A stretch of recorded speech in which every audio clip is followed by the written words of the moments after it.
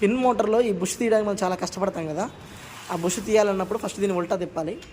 తిప్పి ఇక్కడ ఈ రౌటర్ లోపల మనకి స్క్రూస్ కనబడతాయి, హోల్ ఉంటుంది. హోల్లోకి ఫస్ట్ స్క్రూ డ్రైవర్ పెట్టుకుంటే దాని లోపల రౌటర్ అనేది రొటేట్ కాదు.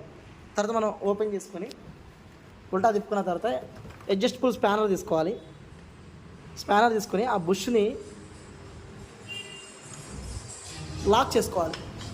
బుష్ లాక్ చేసుకొని లెఫ్ట్ రైట్ స్లోగా పుష్ చేసుకొని తిప్పుతూ ఉండాలి.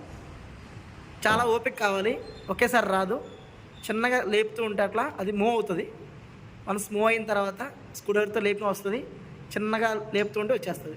ఎస్, అలా మీకు బుష్ వచ్చేస్తుంది. దీని లోపల ప్లాస్టిక్ ఉంటుంది.